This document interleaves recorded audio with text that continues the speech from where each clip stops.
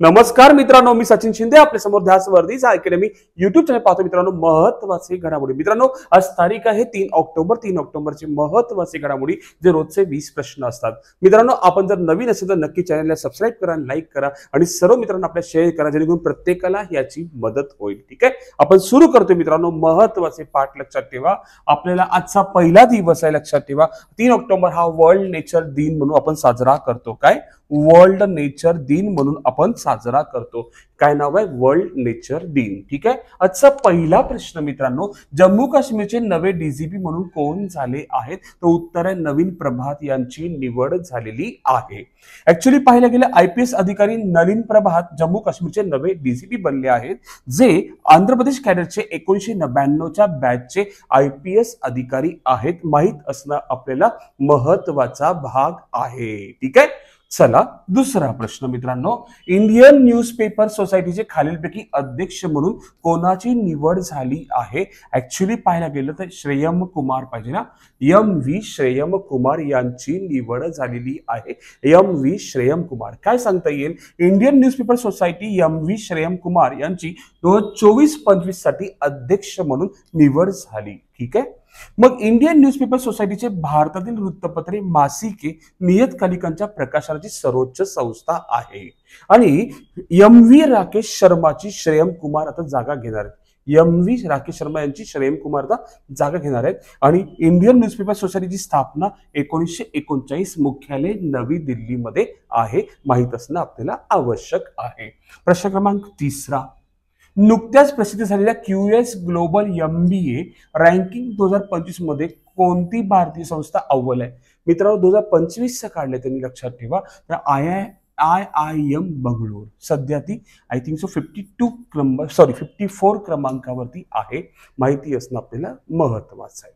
ठीक आहे. पुढचा प्रश्न, नुकत्याच झालेल्या पहिल्या एशिया पॅसिफिक पॅडल कप मध्ये भारताने कोणते पदक जिंकले? तर उत्तर आहे ब्रॉन्झ पदक जिंकले. ही जी झाली होती इंडोनेशियामध्ये झाली होती, लक्षात ठेवा, बालीमध्ये झाली. ठीक आहे, लक्षात असू दे. ठीक आहे, पॅडल कप लक्षात ठेवायची गोष्ट आहे. ठीक आहे. आणि खासियत काही पहिली आवृत्ती आहे आणि एकूण 6 देश यात सहभागी होते. लक्षात असू दे. फिलिपाईन्स आहे ना, इंडोनेशिया, नंतर भारत 3ऱ्या क्रमांकावर आहे आणि भारत 3ऱ्या क्रमांकावरती मलेशियाला हरवलेला आहे. आणि भारताला कोणतं पदक मिळाले? ब्रॉन्झ पदक मिळालेलं आहे. लक्षात ठेवा. ठीक आहे. पुढचा प्रश्न, नेक्स्ट क्वेश्चन, माउंट एअरबस अंटार्क्टिकातील सर्वात दुसरा मोठा ज्वालामुखी अनपेक्षितपणे सोन्याची धूळ उडवत आहे, असे कोणी शोधून काढले? म्हणजे जे ज्वालामुखी आहे असं म्हटलं जातं की बाबा तो अनपेक्षितपणे सोन्याचा धूर निघतोय असं सांगितलेलं आहे. तर नासाने त्याचा शोध लावलेला आहे. ठीक आहे. माउंट एरेबस अंटार्क्टिकाचा दुसरा सर्वात मोठा ज्वालामुखी अनपेक्षितपणे सोन्याची धूळ उडवत आहे. शास्त्रज्ञ आश्चर्यचकित आहेत. सामान्यतः ज्वालामुखी वाफ वायू खडक सोडतात, मात्र आता लहान क्रिस्टलाइज्ड सोन्याचे कण देखील उदयास येत आहे. हे कण ज्वालामुखीपासून 621 मैलावर सापडले आहेत, ज्याची किंमत सुमारे $6,000 म्हणजे 5 लाख रुपये समथिंग आहे. लक्षात ठेवा. ठीक आहे. पुढचा प्रश्न, नेक्स्ट पॉइंट मित्रांनो, लक्षात असू दे.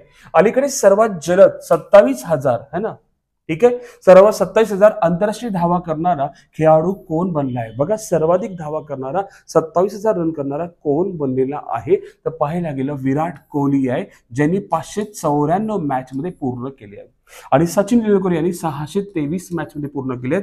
आणि 648 मॅच मध्ये कुमार संगकारा आणि 650 मॅच कोण? Ricky Ponting. लक्षात ठेवा. सगळ्यात कमी मॅच 27,000 धावा करणारा विराट कोहली आहे. ठीक आहे. पुढचा प्रश्न, नेक्स्ट प्रश्न, लक्षात ठेवा.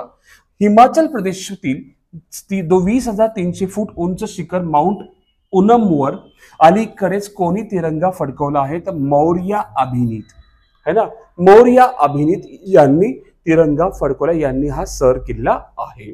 पुढचा प्रश्न मित्रांनो, नुकतेच लारा द इंग्लंड क्रॉनिकल्स हे पुस्तक कोणी लिहिले आहे? तर उत्तर आहे फिल वॉकर यांनी लिहिलेलं आहे. फिल वॉकर यांनी लिहिलेलं आहे पुस्तक. माहिती असणं आपल्याला आवश्यक आहे मित्रांनो. ठीक आहे. पुढचा प्रश्न, नेक्स्ट क्वेश्चन, भारत सरकार GDP गणना करण्यासाठी 22-23 हे वर्ष आधार वर्ष म्हणून केव्हापासून केव्हापासून पाहिजे, केव्हापासून लागू करेल असं म्हटलं जातं की 2026 पासून लागू करेल. कधी? 2026 पासून लागू करेल. मग पाहायला गेलं जीडीपीची गणना करण्यासाठी 22-23 हे आधार वर्ष बेस इयर करण्याचे प्रस्तावित आहे. 2026 पासून हे लागू असेल. सांख्यिकी मंत्रालय फेब्रुवारी 26 पासून 22-23 आधारभूत वर्ष घेऊन जीडीपी काढेल आणि सध्या जीडीपी काढण्यासाठी 11-12 हे आधारभूत वर्ष आहे. पण 22-23 लक्षात ठेवायची गोष्ट 2026 पासून करेल. ठीक आहे. आणखी एक खासियत आहे, 15 साली जीडीपी आधारभूत वर्ष 4-5 वरून 11-12 केलं होतं. कधी? 2015 मध्ये. ठीक आहे. जीडीपी म्हणजे सकल देशांतर्गत उत्पादन. जीडीपी एक विशिष्ट कालावधीत उत्पादित आणि वस्तू केलेल्या सर्व अंतिम वस्तू व सेवांच्या बाजार मूल्याचे आर्थिक मोजमाप आहे. लक्षात ठेवा, विशिष्ट कालावधीत उत्पादित आणि प्रस्तुत. लक्षात ठेवा, विशिष्ट कालावधीत काय म्हणतो? उत्पादित आणि प्रस्तुत केलेल्या सर्व अंतिम वस्तू व सेवांच्या बाजार मूल्याचे आर्थिक मोजमाप आहे. आपल्याला माहित असणं आवश्यक आहे. ठीक आहे. प्रश्न क्रमांक 9. बघा पुढील प्रश्न क्रमांक 10 मित्रांनो, स्पर्धा परीक्षांमध्ये अनुचित प्रकार घडल्यास किमान किती वर्षाच्या शिक्षेसाठी महाराष्ट्र सरकारने कायदा केला? ऍक्च्युअली देशाच्या धर्तीवरती महाराष्ट्राने कायदा केलाय. जर पाहायला केलं 10 वर्षाची आता काय असणार आहे? कैद असणार आहे. तर काय आहे? अपराध सिद्ध झाल्यास म्हणजे जे काही पेपरमध्ये जे इलिगल काम होतं ते लक्षात ठेवायची गोष्ट आहे. सिद्ध झाल्यास किमान 3 वर्षाची कमाल. बघा सॉरी इथे शब्द का वापरला आपल्याला ते घेऊया. ठीक आहे. थोडस हे प्रश्न जर पाहायला गेलं तर शब्द कुठला वापरला? किमान. तर किमान 3 वर्ष मित्रांनो, आणि कमाल म्हटलं तर 10 वर्ष. लक्षात ठेवा. ठीक आहे. हा पॉइंट जरा क्लिअर करूया आपण. उत्तर काय असणार आहे? 3 वर्ष का किमान, आणि कमाल म्हटलं तर किती? 10 वर्ष. लक्षात असू. ठीक आहे. आणि शिक्षेसोबत 1 कोटी रुपयापर्यंत दंडाची तरतूद, आणि दोषी कंपनीला 4 वर्षासाठी काळ्या यादीत टाकणार. आणि काय? डीवायएसपी किंवा सहाय्यक पोलीस आयुक्ताच्या दर्जाचा किंवा वरचा अधिकारी परीक्षेतील गुन्ह्यांचा तपास करेल असा इथे वापरलाय. बघा डीवायएसपी करेल, आणि हा अदखलपत्र गुन्हा आहे. लक्षात ठेवा, एक पॉइंट महत्वाचा आहे, इथे सेटलमेंट काहीच होऊ शकत नाही या लक्षात ठेवा या कायद्यामध्ये. ठीक आहे. पुढचा प्रश्न 11.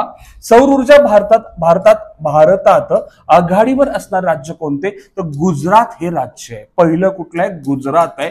दुसरं महाराष्ट्र. राजस्थान पण दुसरंच आहे. दोन्ही सेम आहेत आणि गुजरात 1 नंबरवर आहे. मग हा पॉइंट घेण्याचा मूळ उद्देश काय मित्रांनो, की पीएम मोदीने गुजरातमध्ये पीएम मुफ्त बिजली और योजनेअंतर्गत बसवलेल्या सौर पॅनेलला भेट दिली. पीएम सूर्य घर मुफ्त बिजली सौर योजना आर्थिक सबसिडी आणि सुलभ स्थापना देऊन छतावरील सौर दत्तक घेण्यास प्रोत्साहन दिले. प्रत्येक महिन्याला घरांना 300 युनिट पर्यंत मोफत वीज मिळू शकते. गुजरात 4195 मेगावॅटसह रूफ टॉप सोलर क्षमतेमध्ये आघाडीवर आहे. त्यानंतर महाराष्ट्र 2487 मेगावॅट, राजस्थान 1269 मेगावॅटसह दुसऱ्या क्रमांकावर आहे. भारताची एकूण स्थापित रूफ टॉप सौर ऊर्जा क्षमता 13,889 मेगावॅट राहते. लक्षात ठेवायची गोष्ट आहे, 13,889 मेगावॅट पूर्ण भारताची. ठीक आहे. पुढचा पॉइंट, नेक्स्ट क्वेश्चन. रवांडा देशात कोणता विषारी म्हणजे विषयाचा उद्रेक झाला? म्हणजे काय झालंय? कोणता विषारी रोग निर्माण झाला आहे असा प्रश्न आहे. लक्षात ठेवा. तर मारबर्ग नावाचा उद्रेक झाला आहे. काय? जसा कोरोना तसा मारबर्ग उद्रेक झाला आहे. ठीक आहे. पुढचा प्रश्न, नुकत्याच प्रसिद्ध झालेल्या QS ग्लोबल MBA रँकिंग 2025 मध्ये कोणती भारतीय संस्था अव्वल आहे? तर IIM बंगळूर एकदम काही आहे अव्वल संस्था ठरलेली आहे. ठीक आहे. पुढचा प्रश्न 14. 2 ऑक्टोबर रोजी कंकणाकृती सूर्यग्रहण कोणत्या देशात झाला? म्हणजे आज लक्षात ठेवायची गोष्ट आहे. काल लक्षात ठेवायची गोष्ट आहे. 2 ऑक्टोबर रोजी कंकणाकृती सूर्यग्रहण आला होता. तो उत्तर अमेरिका आणि पॅसिफिक महासागरात दिसला होता. दोन्ही पॉइंट महत्वाचे आहेत. 2 ऑक्टोबर 24 रोजी कंकणाकृती सूर्यग्रहण होईल. याचा अर्थ असा की दक्षिण अमेरिकेतील काही भागातील लोक सूर्याच्या मध्यभागी चंद्राचे आवरण पाहू शकतील. कंकणाकृती काय असतो? सूर्यग्रहण. लक्षात ठेवा की सूर्याच्या मध्यभागी चंद्र येतो. लक्षात ठेवा. ठीक आहे. आणि कडाभोवती एक तेजस्वी वलय सोडतील अग्नीच्या वलयाप्रमाणे. उत्तर अमेरिका आणि पॅसिफिक महासागराच्या आसपासच्या भागाप्रमाणे जगाच्या इतर भागामध्ये लोक आंशिक सूर्यग्रहण पाहू शकतील. भारतात हा दिसणार नाही. लक्षात ठेवा. ठीक आहे. मग कंकणाकृती सूर्यग्रहण म्हणजे काय? चंद्र सूर्याच्या मध्यभागी व्यापतो परंतु कडा नाही, त्याच्या भोवती प्रकाशाचे वलय सोडतो. याला बऱ्याचदा रिंग ऑफ फायर म्हणतात. इंग्लिशमध्ये रिंग ऑफ फायर, मराठीत कंकणाकृती सूर्यग्रहण म्हणतात, लक्षात ठेवा. पुढचा प्रश्न 15वा, एसबीआय कार्डने कोणत्या एअरलाइन्स को ब्रँडेड क्रेडिट कार्ड सुरू केले आहे? तर सिंगापूर एअरलाइन्स सोबत केलेलं, लक्षात ठेवा, सिंगापूर एअरलाइन्स सोबत केलेलं आहे. ठीक आहे. पुढचा प्रश्न 16वा, भारतातील पहिला सरकार अनुदानित मल्टी मॉडेल AI इनिशिएटिव्ह खालीलपैकी कोणता आहे? तर भारत जेन आहे, लक्षात ठेवा. कोणता आहे? भारत जेन नावाचा आहे. भारत जेन, लक्षात ठेवा, 30 सप्टेंबर 24 रोजी उद्घाटन नवी दिल्ली येथे करण्यात आले. भारताच्या जनरेटिव्ह AIच्या वचनबद्धतेतील एक महत्वपूर्ण पाऊल आहे. उपक्रमाचे उद्दिष्ट भाषण संगणकीय दृष्टीमध्ये मूलभूत मॉडेल विकसित करून सार्वजनिक सेवा वितरण आणि नागरिकांच्या सहभागामध्ये वाढ करणे अपेक्षित आहे. डॉक्टर जितेंद्र सिंग, विविध विभागाचे केंद्रीय राज्यमंत्री, UPIच्या परिवर्तनात्मक प्रभावाप्रमाणेच, लक्षात ठेवा, जनरेटिव्ह AI मध्ये भारताला जागतिक नेता म्हणून स्थान देण्याच्या भारत जेनच्या भूमिकेवर भर देतात, लक्षात ठेवा. ठीक आहे. हा एक पॉईंट खूप महत्वाचा आहे. आणि नॅशनल मिशन ऑन है ना inter disciplinary cyber physical system म्हणजे NMICPC अंतर्गत IIT बॉम्बेच्या नेतृत्वाखाली भारत जेन विविध भारतीय भाषांमध्ये उच्च गुणवत्तेचा मजकूर, मल्टी मॉडेल सामग्री तयार करणाऱ्या जनरेटिव्ह AI सिस्टीम तयार करण्यावर लक्ष केंद्रित आहे. बघा, बॉम्बे IIT काम करते, लक्षात ठेवा. भारत जेन विविध भाषांसाठी, हा एक पॉईंट खूप महत्वाचा आहे. पेपरला असे प्रश्न येऊ शकतात कारण महाराष्ट्रात काही आहे IIT बॉम्बे आहे. पुढं IIT बॉम्बे IoT आणि IOE साठी EIH फाउंडेशनद्वारे प्रकल्प राबवला जात आहे, ज्यामध्ये IIT हैदराबाद, IIT इंदोरसह अनेक प्रमुख संस्थांचं योगदान सुद्धा लाभलेलं आहे. हा एक पॉईंट खूप महत्वाचा आहे. पुढचा प्रश्न मित्रांनो 17वा, भारतीय वंशाचे रवी आहुजा यांनी अलीकडे कोणत्या कंपनीचे नवीन CEO म्हणून नियुक्त करण्यात आले? तर सोनी पिक्चर एंटरटेनमेंटचं ते काय झालेत? नवीन CEO झालेत, लक्षात असू दे. पुढचा प्रश्न मित्रांनो 18वा, रिझर्व्ह बँक ऑफ इंडिया चलनविषयक धोरण समितीसाठी किती बाह्य सदस्यांची नियुक्ती केली आहे? तर 3 आहे ना. तर काय आहे? चलनविषयक धोरण समिती या 3 नवीन बाह्य सदस्यांची नियुक्ती करून भारत सरकारने चलनविषयक धोरण प्रशासनात महत्वपूर्ण पाऊल टाकले आहे. हा निर्णय एक महत्वाच्या वळणावर आलेला आहे. 9 ऑक्टोबर रोजी होणाऱ्या महत्वाच्या धोरण बैठकीत काही दिवस आधी नवीन नियुक्ती आणि त्यांचे महत्व बाह्य सदस्यांची नियुक्ती केली आहे. तर उत्तर काय? राम सिंग सध्या दिल्ली विद्यापीठाच्या दिल्ली स्कूल ऑफ इकॉनॉमिक्सचे संचालक म्हणून काम करतात. दुसरे सौगाता भट्टाचार्य, एक प्रतिष्ठित अर्थतज्ञ, चलनविषयक धोरणातील कौशल्यासाठी ते ओळखले जातात. आणि नागेश कुमार, लक्षात ठेवा, institute for studies in industrial development नवी दिल्लीचे संचालक आहेत. ठीक आहे. लक्षात ठेवा 3 सदस्याची बाह्य सदस्याची नियुक्ती करण्यात आली आहे. कालचा प्रश्न, आंतरराष्ट्रीय बुद्धिबळ महासंघाचे सरकार शताब्दी असून सर्वोत्कृष्ट खेळाडूचा पुरस्कार कोणाला मिळालाय? तर उत्तर आहे दोन्ही, लक्षात ठेवा. ह्या फिमेल आहेत, ह्या मेल आहेत, दोघांना मिळालेला आहे. आणि मित्र हो, आजचा प्रश्न महत्वाचा प्रश्न, लक्षात ठेवा, महत्वाचा प्रश्न, कोणत्या देशाचे क्रिकेटपटू डॅव्हिन ब्रॉव्हेने क्रिकेटच्या सर्व फॉर्मॅटमधून निवृत्ती जाहीर केली आहे? ते कोणत्या देशाचे आहेत? ऑप्शन नंबर 1 दक्षिण Africa, number 2 England, number 3 Australia, number 4 West Indies. आपल्याला कमेंटमध्ये सांगायचे ते कोणत्या देशाचे आहेत. आणि मित्रांनो, आपण सर्वचे सर्व प्रश्न महत्वाचे घेतले, जे प्रत्येक प्रश्न आपल्याला ताकदीचा आणि एकदम जोरदार आहे, जे 20 प्रश्न आपण रोजचे घेतो. ठीक आहे. आज आपण इथेच थांबू. उद्या याच वेळेस याच टायमाला भेटू. धन्यवाद. थँक्यू मित्रांनो.